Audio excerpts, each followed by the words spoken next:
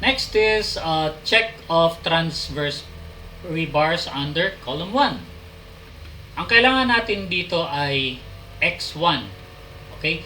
Which is equal to c1 plus d1. Ngayon, ang d1 is the distance of centroid of transverse bottom bars under column 1. Or, ang kailangan natin dito ay yung dby1.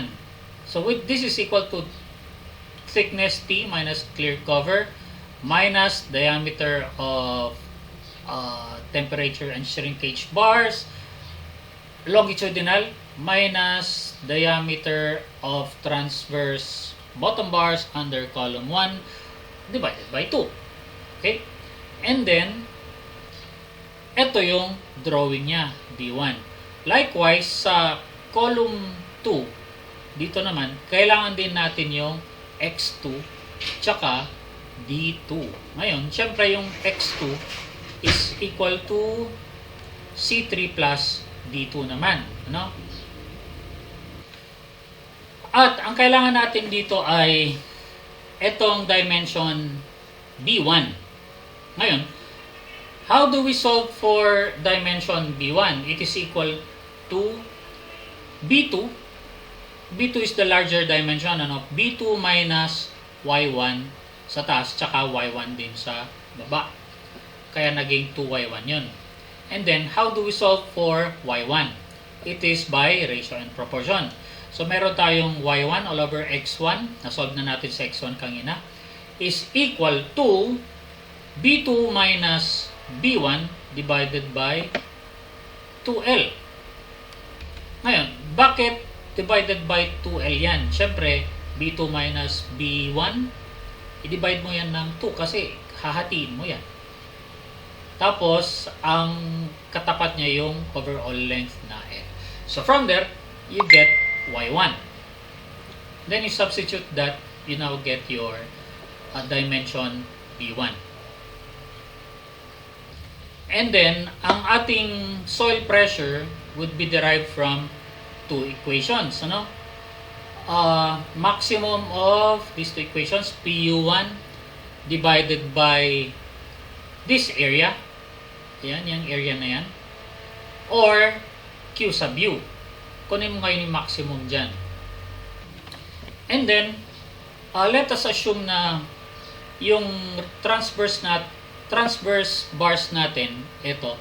And then, magkakaroon tayo dito ng cantilever beam with a length of L1 from the face of the column. Ngayon, yung L1 is taken from the face of column hanggang dito sa gitna ng Y1. Okay?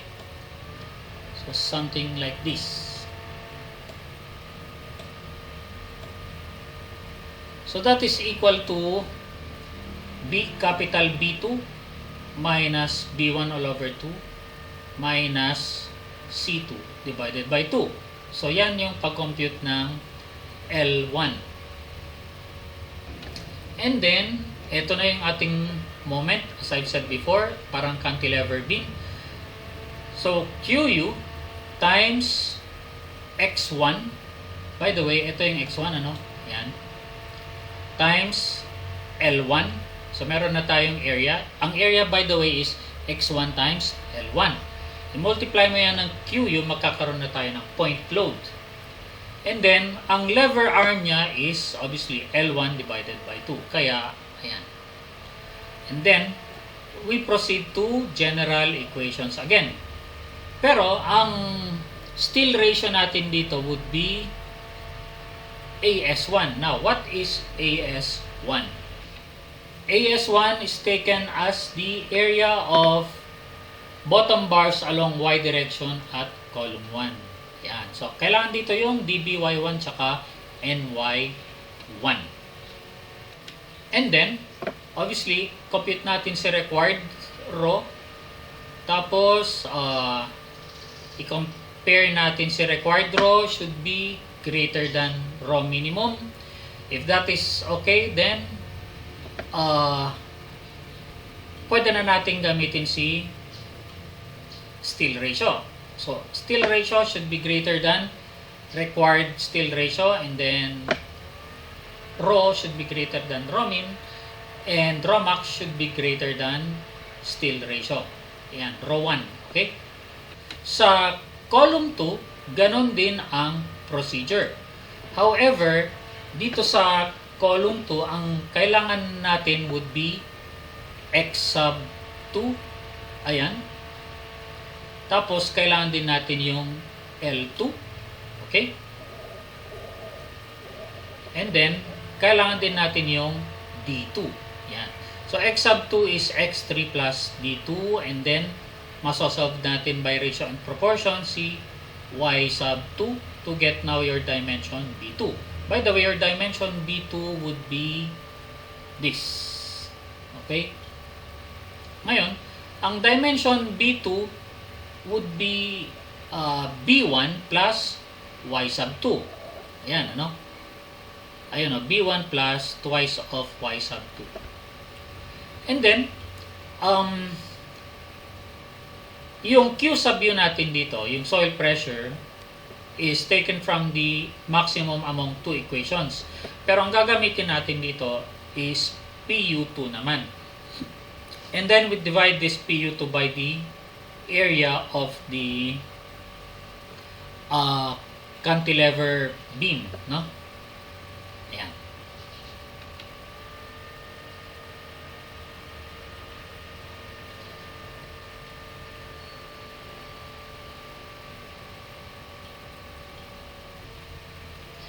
Okay, so after determining your Q sub U, you compute L sub 2. Ngayon, ang L sub 2 is ito. Yan yung length ng cantilever beam dito sa may column 2. Okay? After that, magko-compute tayo ng moment, which is ito. QU times x2 times L2 squared divided by 2. After that, you compute your RU, and then you compute your required rho, tapos compare mo to sa rho minimum, and then you compare your steel ratio with rho minimum and rho max. In short, this is just general equations na singly reinforced beam.